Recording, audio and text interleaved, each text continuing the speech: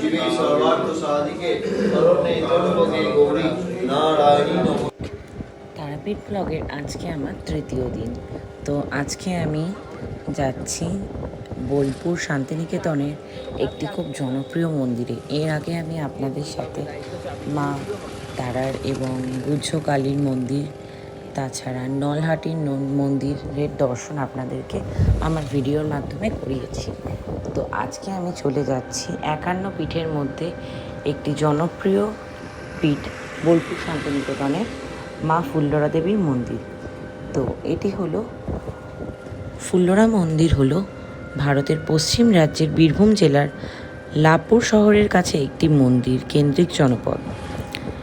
এটি বোলপুর শান্তিনিকেতন থেকে প্রায় 30 কিলোমিটার দূরে অবস্থিত একটি হিন্দু তীর্থস্থান ও পর্যটন কেন্দ্র।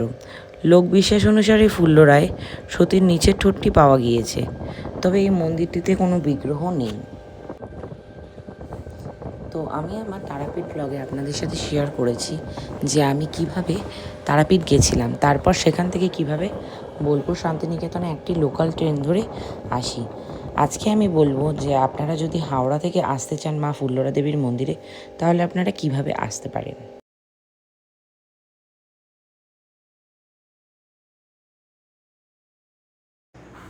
বোলপুর শান্তিনিকেতন আসার জন্য আপনারা মা তারা এক্সপ্রেস অথবা কলিকা এক্সপ্রেস বা গণদেবতা এক্সপ্রেস আপনারা ধরতে পারেন। যাই হোক, আমরা মা ফুল্লরার মন্দিরের খুব কাছাকাছি পৌঁছে গেছি।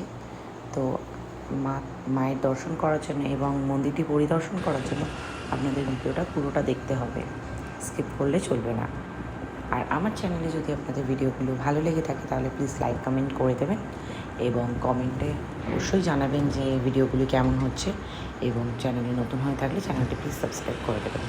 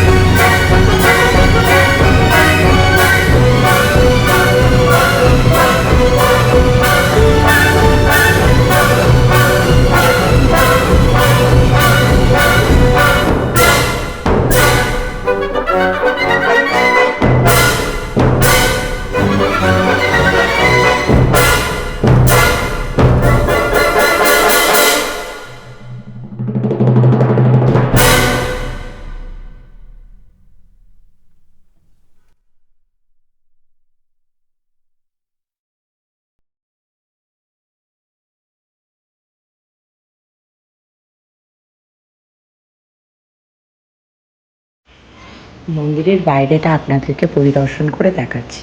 এটা হচ্ছে মন্দিরের বাইরেটা।